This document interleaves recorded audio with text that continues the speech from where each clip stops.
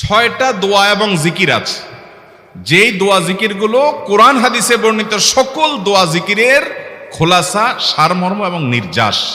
এই ছয়টাকে যদি কোনো মুসলমান নিয়মিত আঁকড়ে ধরে, তাহলে কোরআন এবং হাদিসের যত দোয়া এবং জিকির আছে কেমন যেন তার নির্যাসটা নিয়মিত সে আমল করলো। বলবো সেগুলা।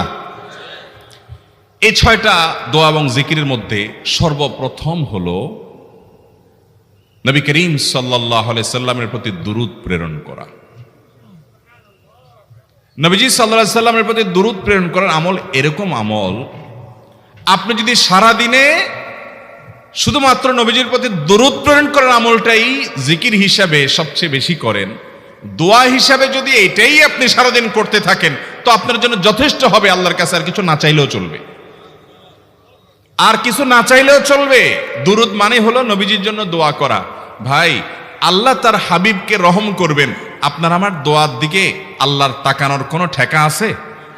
নবীজি কি আমাদের দোয়ার কোনো মুখাপেক্ষী? কিন্তু আমরা তার জন্য দোয়া করলে ওই চান্সে আল্লাহ তাআলা আমাদের প্রতি অনুগ্রহ করবেন। একবার না, আপনি নবীজির প্রতি একবার রহমতের দোয়া করবেন, একবার দুরূদ পাঠ করবেন।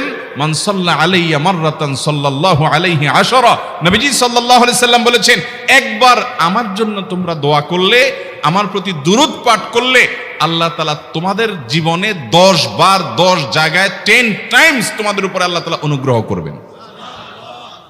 আপনি টেরও পাবেন না কত জায়গায় আল্লাহ অনুগ্রহ করেছেন। আল্লাহ বাঁচাই দিয়েছেন, একটুর জন্য শেষ হয়ে যান নাই। ওই যে দুরূদ পড়ছেন, আল্লাহ তাআলা রক্ষা করছে, আপনি খবরও নাই।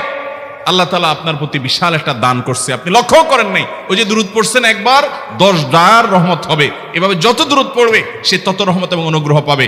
এক সাহাবী বলেছেন, ইয়া রাসূলুল্লাহ, আমি আমার দোয়ার কত অংশ আপনার জন্য রিজার্ভ রাখবো? আমি তো আল্লাহর কাছে অনেক কিছু চাইবো, অনেক কিছু নিবেদন করব, আপনার জন্য যেন আল্লাহ রহমত নাজিল করে, এটাই হলো দুরূদ।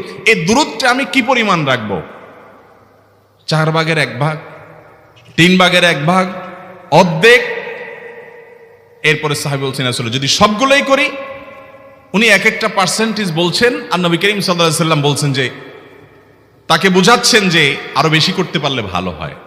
তো সাহাবী বাড়াইতে বাড়াইতে শেষ পর্যন্ত বলেন যে, আমার দোয়া যদি সবগুলো আপনার জন্য করি, আমি যদি আর কোনো দোয়া না করি, শুধু আপনার জন্যই দোয়া করি, নবী করিম সাল্লাল্লাহু আলাইহি সাল্লাম তাকে সুসংবাদ দিলেন যে, তাহলে তোমার আর কোনো সমস্যা থাকবে না, সব সমস্যা দূর হয়ে যাবে, তোমার কোনো পেরেশানি থাকবে না। ভাইরা আমার, দুরূদের আমল এমন একটা আমল যে আপনার জীবনে কোনো বিপদ, কোনো মুসিবত, কোনো পেরেশানি, কোনো সমস্যা দেখা দিয়েছে, আপনি যদি দুরূদ পড়তে থাকেন, কোনো কিছু মনে আসছে না, অনেক সময়